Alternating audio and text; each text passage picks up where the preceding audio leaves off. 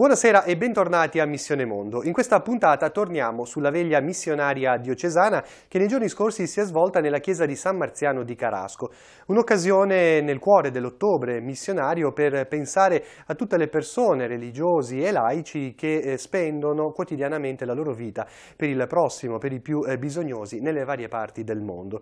Il pensiero durante la veglia è andato a Don Claudio Arata, il sacerdote della nostra diocesi, Fidei Donum a Cuba, e a padre Mauro Armanino, impegnato in Niger in una situazione molto difficile. Come sapete, quest'anno c'è stato il rapimento di un religioso della SMA, la Società Missioni Africane, dunque una situazione davvero delicata. E poi anche a tutti i religiosi e ai laici che, come dicevamo, spendono la loro vita per il fratello, per incontrare le persone che hanno bisogno. A portare la sua testimonianza quest'anno Don Paolo Bacigalupo, che è stato per 5 anni missionario nella diocesi di Santa Clara a Cuba, nella missione interdiocesana Ligure. Il tema che ha affrontato è stato imparare dalla missione. La parola, possiamo dire, centrale della sua riflessione è stata reciprocità. Vale a dire che la missione ha senso quando c'è uno scambio tra la persona che porta il proprio aiuto e quella che la riceve. Uno scambio di arricchimento, tant'è vero che non c'è solamente un dare, ma c'è anche un ricevere, e questo deriva dal fatto, ha detto Don Paolo Bacigalupo, che ciascuna persona che incontriamo può essere nostro maestro. Allora, questa sera andiamo a riascoltare la testimonianza di Don Paolo Bacigalupo. Tra l'altro la veglia missionaria è stata anche un momento di preghiera particolare e di festa, potremmo dire, per due persone del nostro territorio, due sposi, Danilo e Giulia, Danilo Roccati e Giulia Bevilacqua, che presto partiranno e staranno in missione per 2 anni con l'operazione Mato Grosso in Perù. Non andranno da soli, ma con loro ci saranno i loro 3 figli, Pietro, Gioele ed Elia. Dunque un'esperienza di generosità, di impegno, di dedizione per il prossimo davvero forte. Naturalmente questo porta con sé anche tanti timori e tante paure, però durante la veglia missionaria c'è stato modo per poter confrontarsi anche con le altre persone della diocesi, con gli altri amici, e soprattutto ricevere la croce del mandato missionario attraverso le mani del Vescovo, il quale parlando ai presenti ha detto che l'importanza della missione è proprio quella di testimoniare il Vangelo, e questa è una testimonianza di gioia. Il missionario non è un conquistatore, ma è colui che testimonia l'aver incontrato Gesù, e lo fa appunto con gioia. Allora vi lascio alle parole di Don Paolo Bacigalupo, buon ascolto, noi ci ritroviamo mercoledì prossimo. Grazie per l'attenzione, buon proseguimento di serata. Una riflessione molto semplice che mi piacerebbe condividere con voi in questa serata, in questo momento di preghiera, dove al centro c'è una parola importante, c'è una dimensione importante, che è quella della missionarietà. E allora mi piacerebbe innanzitutto fare 2 premesse, forse anche ovvie, come dire, forse sapute da tutti o perlomeno da molti, però comunque mi piacerebbe partire da queste 2 premesse che tento di dire. La prima premessa è questa, e cioè che, o meglio, le chiamerei così queste 2 premesse, che la missionarietà è una dimensione fondamentale e allo stesso tempo anche trasversale dell'essere Chiesa. Tento di spiegarmi. Fondamentale per me significa che è una caratteristica essenziale, cioè se la Chiesa non è missionaria, non è Chiesa, è qualcos'altro, magari un bel gruppo, un gruppo dove anche si sta bene insieme, dove si possono fare anche delle cose belle, delle cose simpatiche insieme, però non è Chiesa. La Chiesa è un'altra cosa. Allora mi piaceva partire da qua. È come dire, ricordare innanzitutto che la missionarietà è qualcosa di fondamentale. Trasversale è strettamente collegata alla prima cosa, cioè, vi spiego con alcuni esempi. Credo che l'invito di questa sera nei miei confronti, come diceva Federico, è perché ho vissuto alcuni anni, 5 anni a Cuba, ecco. Però credo che non basti dire che, per esempio, la nostra chiesa diocesana di Chiabari vive la missionarietà perché c'è un legame speciale con la Chiesa di Cuba, in particolar modo con la diocesi di Santa Clara, che dura da tanto tempo, da più di 10 anni, e già 4-5 sacerdoti sono partiti fidei donum in questa esperienza. Non basta questo per dire che la Chiesa è missionaria. Ci sono Danilo e Giulia che questa sera riceveranno il mandato missionario, ecco. Allo stesso tempo credo che non basti dire che nella nostra realtà diocesana è presente questa realtà molto bella, preziosa del Mato Grosso. Ricordo quello che si è fatto prima dell'estate, la raccolta alimentare che hanno organizzato, che è stata un'iniziativa bellissima, anche perché ha coinvolto tanti giovani che poi magari anche nei nostri ambiti parrocchiali trovano poco spazio per esprimersi e per darsi. Però credo che non basti dire che c'è l'operazione Mato Grosso per dire che la Chiesa è missionaria. Quello che sto tentando di dire è questo, ecco, che la missionarietà è di qualsiasi comunità cristiana, in tutte le sue forme, anche nelle sue forme più semplici, più piccole, più particolari. Una famiglia credo che sia chiamata a vivere la dimensione della missionarietà. Una parrocchia, anche la parrocchia, come dire, più piccola, è chiamata a vivere la dimensione della missionarietà. Un gruppo di catechismo non è tale se non vive la dimensione della missionarietà, così come un gruppo di giovani. A me piaceva innanzitutto dire queste due cose, molto semplici.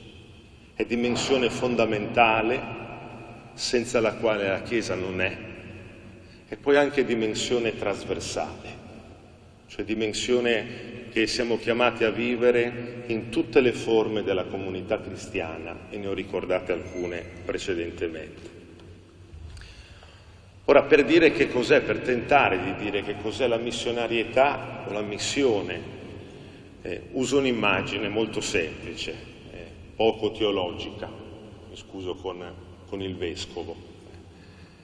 Uso l'immagine molto semplice di una porta aperta, di una porta spalancata. A me questa immagine, come dire, aiuta, nel senso che una porta spalancata permette un passaggio, permette di uscire e permette di entrare, permette di andare verso qualcuno, ma permette anche a quel qualcuno di venire verso di me, di raggiungermi. Permette il dare, ma permette anche il ricevere. Quello che vorrei riuscire a dire questa sera è che la missionarietà è possibile viverla solo in una logica di reciprocità. Per questo la porta aperta, e per questo gli esempi che dicevo prima. Perché c'è l'uscire, l'andare verso, ma c'è anche il permettere contemporaneamente a qualcuno di venire verso di me. Perché c'è il dare, ma c'è anche il ricevere. E non a caso rileggo un attimo il Vangelo dal quale siamo partiti. Il comandamento di Gesù, il comandamento dell'amore che Lui consegna nell'ultima cena e che inizia così: che vi amiate gli uni gli altri, come io vi ho amato, però che vi amiate gli uni gli altri. C'è la sottolineatura di questa dimensione di reciprocità. Qui Gesù non dice semplicemente amate, ma che vi amiate, dentro una logica di reciprocità, la porta aperta, spalancata che dicevo prima. E sento che la reciprocità, come dire, è importante. Faccio un esempio, perché è una cosa che mi riguarda, una cosa che mi è successa proprio nell'inizio della mia esperienza a Cuba. Io ricordo in una comunità che si chiama il Pajarito, vuol dire uccellino, letteralmente. Le prime volte che andavo lì, insomma, la gente mi regalava della frutta, delle cose che avevano nei loro orti, non appunto nei loro piccoli appezzamenti di terra. A volte erano manghe, a volte erano banane, a volte erano altra frutta buonissima. Ecco. E io ricordo che le prime volte, come dire, dicevo, ma no, cioè non ne ho bisogno, ecco, datele a qualchedun altro, forse c'è qualcheduno che ha più bisogno di me, di queste cose. E ricordo bene che la terza volta che sono andato lì, una persona anziana della comunità, una donna, che mi consegnava sempre appunto questi doni da parte loro a nome di tutta la comunità, mi ha detto una cosa molto chiara. Mi ha detto, ma padre, perché da noi non accetta niente? E mi ha molto ridimensionato. E ho capito, come dire, la dimensione della reciprocità. Non vai solo lì per dare, ecco, o per insegnare. E vedete, io sento che qui poi c'è anche un po' un difetto nostro, ecco, perché tento di spiegarmi. Credo che come cristiani il messaggio cristiano sottolinea molto giustamente la dimensione della gratuità, cioè del dare senza aspettarsi niente in cambio, ecco. Però la reciprocità non è il contrario della gratuità, non elimina la gratuità. Ecco, noi a volte abbiamo una mentalità un po' distorta, nel senso che pensiamo che la reciprocità sia l'interesse, sia il tornaconto, mentre la reciprocità è una dimensione essenziale della relazione, di qualsiasi tipo di relazione. E se non c'è reciprocità non c'è neanche relazione. Una relazione dove non c'è una reciprocità è una relazione, scusate, che nasce e che cresce storta, non so come dirlo, perché si trasforma in una relazione di potere, oppure si trasforma in una relazione di controllo, oppure si trasforma in una relazione dove uno dei due, e solo uno dei due, è sempre al centro dell'attenzione, o si trasforma in una relazione dove l'altro, come dire, viene un po' frustrato perché non gli è permesso di esprimersi, di darsi. Quindi, come dire, facciamo attenzione, perché a volte parlando tanto di gratuità abbiamo dimenticato un'altra dimensione essenziale della relazione, che è la reciprocità, e che non è il contrario della gratuità. Si può essere gratuiti nella reciprocità e si può essere reciproci nella gratuità. La reciprocità, non so se sono riuscito a spiegarlo bene, non c'entra niente con l'interesse, non c'entra niente con il tornaconto, ma è una dimensione fondamentale della relazione. Amatevi gli uni gli altri. Tra l'altro faccio presente una cosa: prima di questo Vangelo Gesù dice questa cosa: come il Padre ha amato me, così io ho amato voi. Gesù si lascia amare. Ecco, per me dire reciprocità significa questo, che non c'è relazione se uno, come dire, non si lascia amare. Così come non c'è missione, non c'è evangelizzazione, se innanzitutto non ti lasci evangelizzare dall'altro. Missione non è soltanto amare l'altro, missione è anche lasciarsi amare. Missione non è soltanto evangelizzare, missione è lasciarsi evangelizzare. Qui azzardo una cosa, siete liberi di non essere d'accordo, però tenterò di farlo con due episodi del Vangelo, ecco, perché mi piace tornare a vedere, guardare a Gesù. Sento che Gesù si è lasciato amare e, azzardo questa cosa, si è lasciato anche evangelizzare.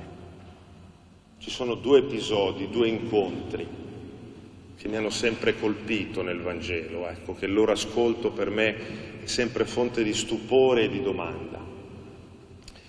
Il primo episodio è questo. Ricordate quando Gesù è in casa di un fariseo, siamo nel Vangelo di Luca, Simone il fariseo, ed entra una donna in questa casa. Il Vangelo dice una peccatrice, probabilmente una prostituta. E Gesù, come dire, si lascia fare da questa donna. Si lascia accarezzare, si lascia baciare, si lascia lavare i piedi, si lascia amare. E a me piace pensare questo, che è stata questa prostituta, questa donna, che ha insegnato al Figlio di Dio, a Gesù, questo gesto che poi lui ripeterà dopo, in un altro contesto, nel contesto dell'ultima cena. E nel contesto dell'ultima cena amerà i suoi discepoli con il gesto della lavanda dei piedi, ma si è lasciato amare prima. Poi c'è un altro episodio nel Vangelo che sempre mi colpisce. È un episodio molto forte. È l'incontro di nuovo con un'altra donna, la donna sirofenicia, una donna pagana. Una donna che si avvicina a Gesù, lo supplica perché sua figlia è posseduta da uno spirito. E nel momento in cui questa donna si avvicina, Gesù a questa donna, insomma, le sue parole a me rimangono sempre un po' qua, ecco, un po' sullo stomaco, non riesco a comprenderle bene. Cioè, le dice a questa donna: non è bene dare il pane dei figli ai cani. Insomma, gli dice che tu non sei figlia, non fai parte. Poi non aggiungo che quella parola cane, insomma, però si riferisce a lei. E voi ricordate quella risposta bellissima di quella donna, di questa donna: è vero, Signore, ma anche i cagnolini si nutrono delle briciole che cadono dalle tavole dei loro padroni. E il Vangelo racconta la reazione stupita, piena di stupore di Gesù. Donna, la tua fede è veramente grande. Non ho mai visto una fede così. È vero che Gesù è il figlio di Dio, però è anche vero che Gesù è figlio dell'uomo.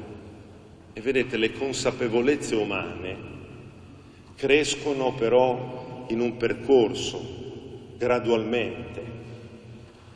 Forse dico una cosa sbagliata, ecco. Però mi piace anche qui pensare che Gesù in questo incontro si apre alla consapevolezza che è venuto per tutti, non solo per la cerchia ristretta dei figli di Israele. Ed è questa donna che lo aiuta ad entrare in una dimensione di universalità. Si lascia amare e si lascia evangelizzare. Ecco la reciprocità. Cosa c'entra tutto questo con la missione? Ecco, io provo a dirlo così, vedete, la missione non è portare il Vangelo. Cioè noi a volte abbiamo un po' questo schema che è molto limitato, che è parziale, come dire, io il Vangelo ce l'ho, tu non ce l'hai e allora te lo porto a te. Il Vangelo non si porta, il Vangelo si condivide, che è una cosa diversa, si ascolta insieme, si mette in pratica insieme. Al Vangelo non si porta a un altro, altrimenti la missione, scusate, dovremmo chiamarla in un altro modo, colonizzazione. Qui sarebbe interessante aprire una parentesi. La storia dell'America Latina è una storia, come dire, dove il Vangelo è arrivato con la spada. E capite che le due cose stridono un po'. Poi è vero che la Chiesa ha saputo riscattare tantissimo questo primo passo malfatto.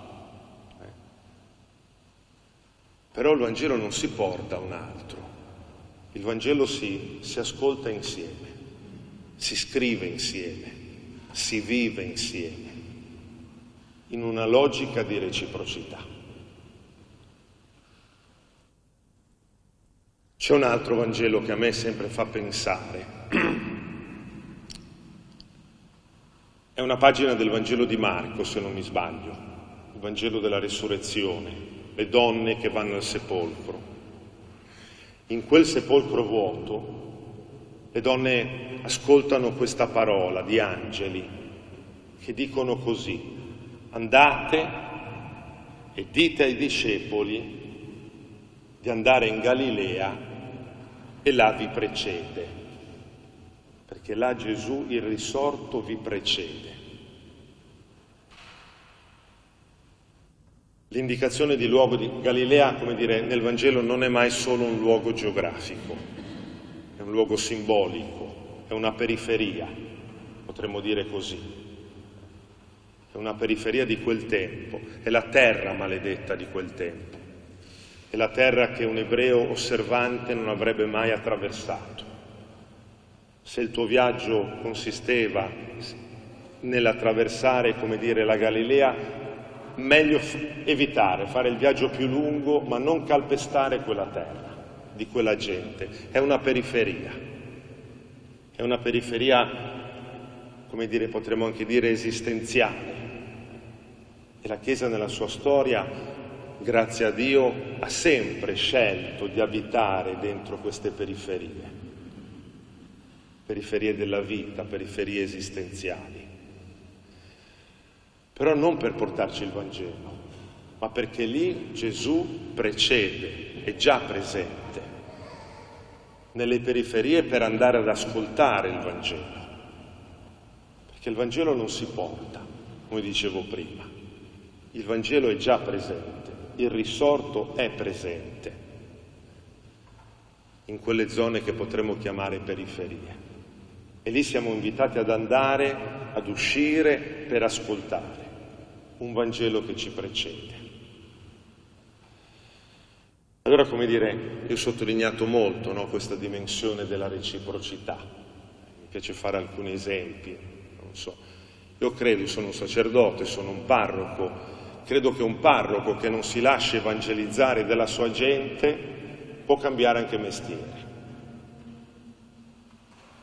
Ricordo molto bene, gli episodi sarebbero tanti, ecco, ricordo un episodio per me fortemente significativo qui a San Salvatore, dove ero parroco inizialmente con Don Federico, poi con Marco, e ricordo un uomo ammalato di tumore, gli portavo la comunione e ricordo bene, dopo che riceveva la comunione, cosa diceva? Non mi diceva amen, mi diceva un'altra cosa.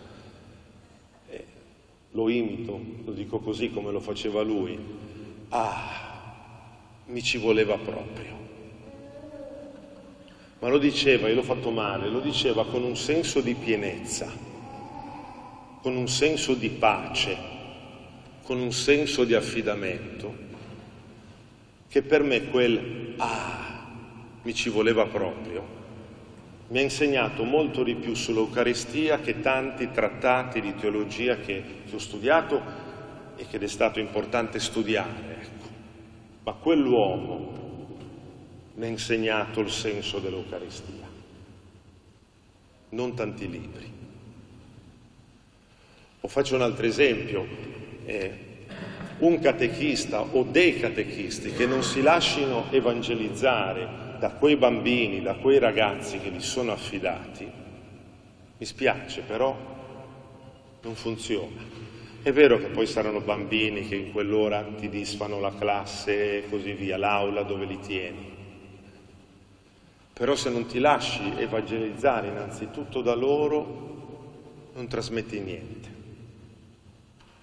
Un'altra realtà molto bella nel nostro territorio, il dormitorio, che sta coinvolgendo tanti volontari e sento che è una realtà che sta costruendo anche tanta unità all'interno della nostra diocesi e tra le nostre parrocchie. Però sento che se il volontario che va quella sera, che va quella settimana o quelle più sere, non si lascia evangelizzare dall'incontro con il povero, quell'andare, quello stare è vano, è vuoto, non è significativo, non è ecclesiale, non è evangelico, perché la missione è reciprocità, è amare e lasciarsi amare, è evangelizzare ma anche lasciarsi evangelizzare. Concludo. Mi ha sempre colpito ascoltare questa cosa a Cuba, e la Chiesa cubana ce l'ha molto chiara. La Chiesa cubana ha chiaro quando è nata, quando ha potuto cominciare a chiamarsi Chiesa. Non so come dire, il suo evento fondatore è legato a un fatto storico ben preciso, per me bellissimo, e cioè è la storia di un soldato spagnolo. E i soldati spagnoli, immaginate cosa andavano a fare a Cuba, che rimane ferito e che viene salvato dagli indios, da quegli indios che venivano perseguitati, che venivano uccisi, che venivano sfruttati. Interessante perché a Cuba l'etnia indios è sparita completamente, in altri stati è rimasta, Bolivia, Perù, se non mi sbaglio, e altri. A Cuba è sparita completamente. E poi sono subentrate altre etnie.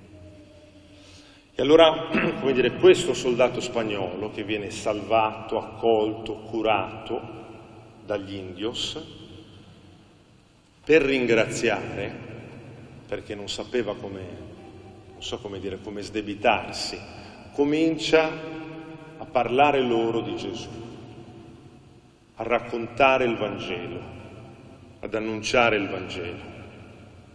La Chiesa cubana nasce lì, in questo evento, dove, attenzione, il primo Vangelo che è stato annunciato in questo fatto storico è il Vangelo dell'amore verso i nemici. E questo primo annuncio non è venuto da un cristiano, è venuto dagli indios. Cioè la Chiesa cubana è nata da un lasciarsi evangelizzare e poi è cresciuta, è arrivata fino ai nostri giorni.